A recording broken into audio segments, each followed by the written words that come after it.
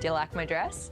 It's a maxi from the 70s, and I can guarantee you won't see another one like it around town. It's unique, and that's the beauty of shopping for vintage. Only last week we were talking about how retro is all the go. Well, Lizzie from Hobohemia at Paddington reckons that once you find a style you like, you're going to want to keep collecting. Lizzie, I could get lost in this store for hours. It's more like a museum. Absolutely is. We have a lot of different eras here, and a lot of people comment about that and say it's like they're going to their grandma's house. And what era is the dress you're wearing today? It's beautiful. 70s style, which is they did a lot of a 30s sort of look, which was lean and fine, which suits petite people. So if women come through the door today, you can match them up to an era that will suit them? Absolutely. 50s tends to suit more voluptuous women. So if you're a bit bustier and you've got hips, the 50s is perfect for you. 80s is awesome for everyone because it was often a drop waist, so it suits everybody. The beauty about vintage clothing too, and so if you don't want to look like you're going to a costume party, you wear a modern belt, wear modern shoes. Don't necessarily try and look like you're completely out of the 70s. When does someone's cast-offs become history?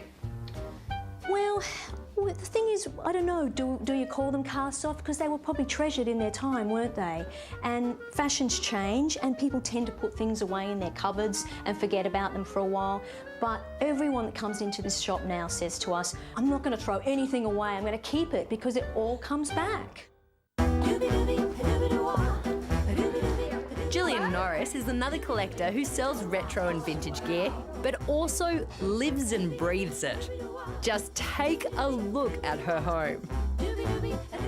Wow, that is a collection of mirrors. Yeah, they look good on that big wall, don't they? Yeah. So is this something that you've studied, or do you just have an instinct for it? No, it's just an interest. When we were first married, like, you don't have much money, so it was whatever I could find to decorate our flat with, so it's just evolved from there, yeah. Is there anything modern in this house? No, I was thinking about that before. I can't think of anything that's new, except the obvious things like fridges and beds and stoves and things, and toasters, you know, but other than that, no, it's all found.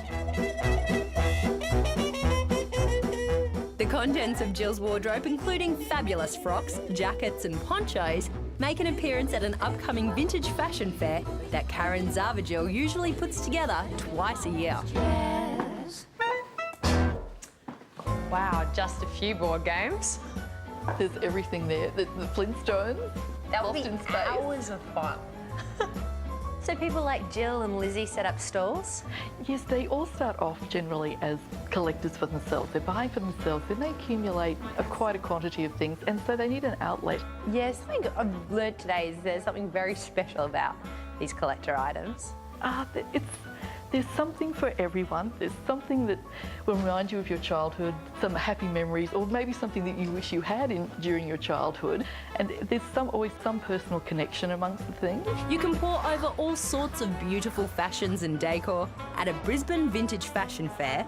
The next one is at Eagle Farm Racecourse on the last weekend in October. Expect to see clothing from the Victorian era right through to the 80s. Admission is $10. Good job.